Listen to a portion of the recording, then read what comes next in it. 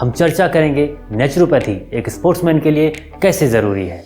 एक सफल खिलाड़ी वही है जो मैदान में जम कर पसीना बहाए और कुछ कर गुजरने की तमन्ना लेकर मैदान में उतरे।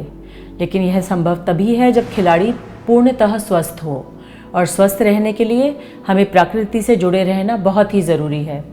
यदि हम आजकल की जीवन शैली की बात करें तो वह बहुत ही आर्टिफिशियल होती जा रही है, चाहे हम रहन सहन की बात करें या हम आहार की बात करें। परंतु प्राकृतिक चिकित्सा से जुड़कर हमारा आहार भी ठीक हो सकता है और जीवन शैली भी।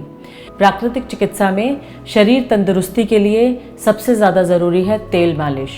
जब भी आपको मैदान में जाना है, आप याद रखिए कि आपको नियम से अपने शरीर की मालिश करानी ज़रूरी है। खूब सारा तेल लें, गरम तेल लें, मौसम के अनुसार सरसों का तेल लें या तिल का तेल लें और उससे अपने शरीर की मालिश करें।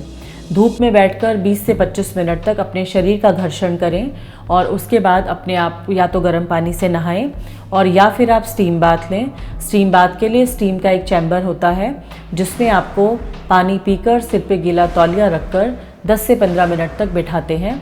उससे शरीर से बहुत ज़्यादा पसीना निकल जाता है और आपके शरीर के सारे छिद्र खुल जाते हैं और स्वेटिंग के थ्रू टॉक्सिसिटी बाहर निकल जाती है और आप अपने आप को बहुत ही तरोताज़ा फील करते हैं।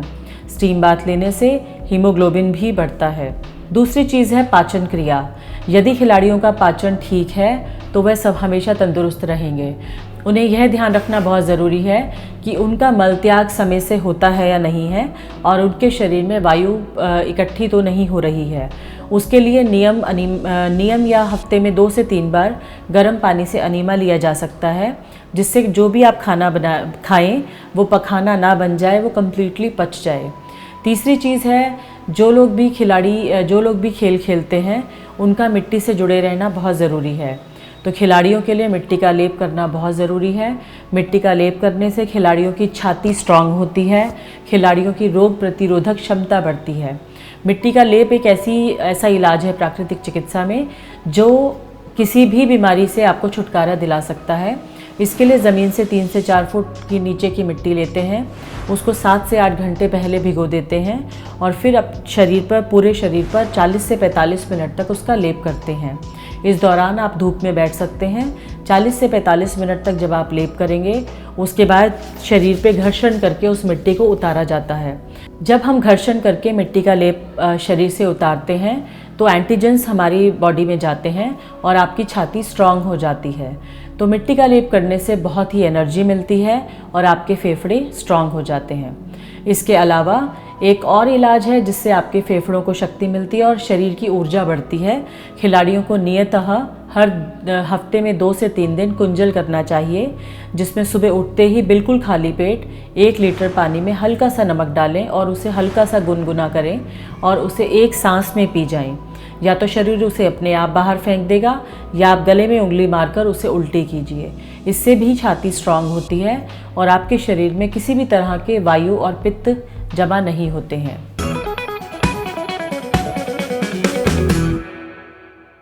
अब बात करते हैं आहार की। देखिए, खिलाड़ियों को बहुत ज़्यादा अमाउंट में प्रोटीन्स और विटामिन्स चाहिए, जिससे उनकी बोन्स हमेशा स्ट्रांग रहती हैं।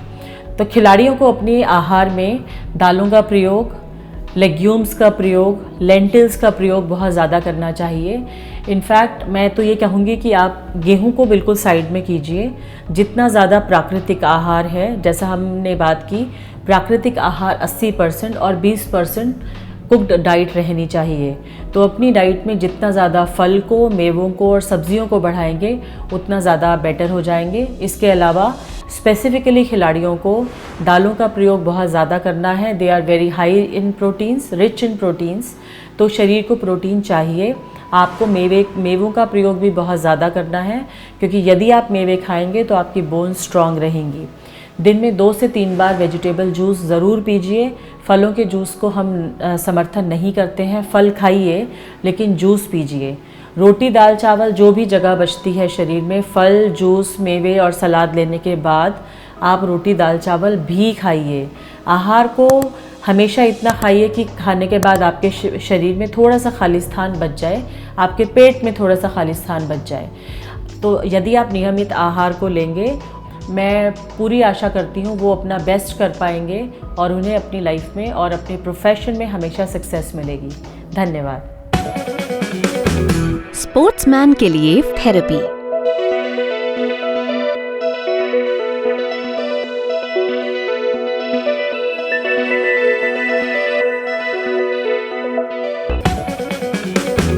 स्पोर्ट्समैन के लिए फूड मंत्रा। कार्बोहाइड्रेट किसी खिलाड़ी के लिए ईंधन की तरह होता है। एथलीट को अपने आहार में लगभग 70% कार्बोहाइड्रेट लेना चाहिए, जो उसे ब्रेड, पास्ता, सब्जियों और फलों से मिल सकता है। खिलाड़ियों के लिए अधिक प्रोटीन युक्त आहार लेना ठीक नहीं है। प्रोटीन की निम्नतम मात्रा 150 ग्राम और अधिकतम 200 ग्राम तक होनी चाहिए। सोया, टोफू, दूध प्रोटीन के अच्छे स्रोत हैं। एथलीटों को अपने शरीर में इलेक्ट्रोलाइट्स का स्तर ऊंचा बनाए रखने के लिए तरल पदार्थ जैसे ग्लूकोज, फलों का रस तथा ऊर्जा प्रदान करने वाले अन्य तरल पदार्थ पीते रहने चाहिए। कसरत करने के कारण बहुत अधिक पसीना आता है, जिसके कारण शरीर में पानी की कमी हो जाती है। एक एथलीट को प्रतिदिन कम से कम 5 से 6 लीटर पानी पीना चाहिए। आज के एपिसोड में बस इतना ही। हेल्दी अड्डा के अगले एपिसोड में हम बात करेंगे कि हम कैसे नेचुरोपैथी द्वारा अपनी एनर्जी को बूस्ट कर सकते हैं। दोस्तों, अगर आपको हमारा प्रोग्राम पसंद आया तो प्लीज़ इसे लाइक करें, सब्सक्राइब करें और शेयर करना ना भूलें।